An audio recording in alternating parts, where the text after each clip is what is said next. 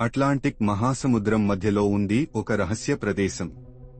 చాలామంది దాన్ని అందమైన సముద్ర భాగం అని అనుకుంటారు. కానీ అక్కడికి వెళ్లిన వారు చాలామంది తిరిగి రాలేదు.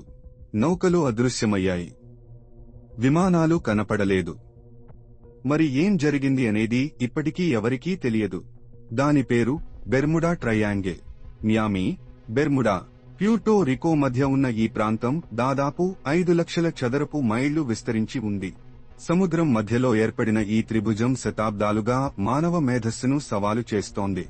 ఈ ప్రదేశం గురించి మొదటి రికార్డు 1492లో వచ్చింది. అప్పుడు క్రిస్టోఫర్ కొలంబస్ అట్లాంటిక్ సముద్రాన్ని దాటుతున్నాడు. అతను తన డైరీలో రాశాడు, దిక్సూచి సరిగ్గా చూపించడం లేదు, సముద్రంపై విచిత్రమైన వెలుగులు మెరుస్తున్నాయి. ఆ ఒక వాక్యం ప్రపంచంలోనే అతిపెద్ద సముద్ర రహస్యం ప్రారంభమైంది. కాలం గడిచింది. శాస్త్రం అభివృద్ధి చెందింది. కానీ ఈ ప్రాంతం మాత్రం తన రహస్యాన్ని దాచుకుంది. 1945 డిసెంబర్ 5వ తేదీ ఫ్లోరిడా నుండి 5 అమెరికా నావికాదళ విమానాలు బయలుదేరాయి. వాటిని ఫ్లైట్ 19 అంటారు. వీటిలో ప్రతి ఒక్కదానిలో అనుభవజ్ఞులైన పైలట్లు ఉన్నారు. కానీ వారు ఆకాశంలోకి ఎగిరిన తర్వాత వారి రేడియో నుంచి చివరిసారిగా వినిపించిన మాట, ఇక్కడ అన్నీ వింతగా కనిపిస్తున్నాయి. సముద్రం కూడా వేరేలా ఉంది. తరువాత నిశ్శబ్దం. వారిని వెతికిన రక్షణ విమానం కూడా మాయమైంది.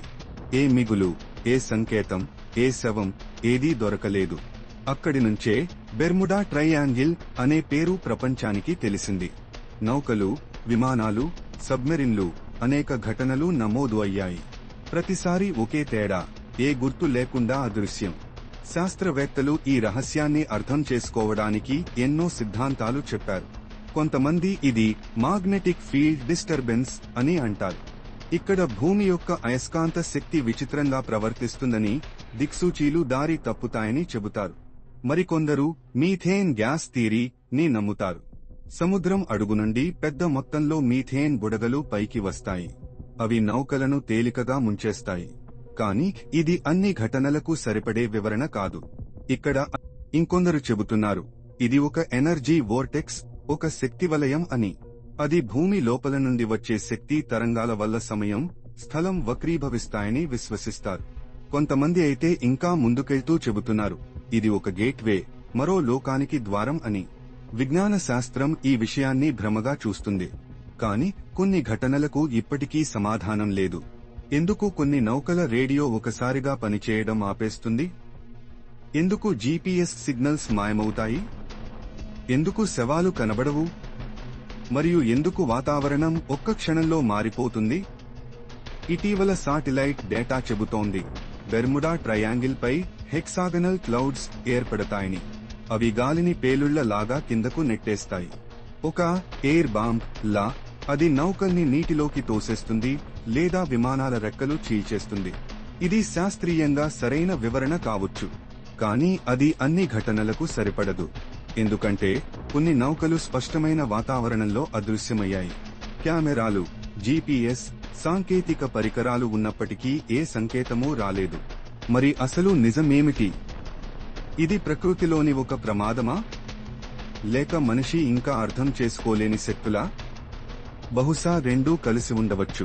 సముద్రం మనకు చాలా ఇచ్చింది, జీవితం, చరిత్ర, నాగరికత.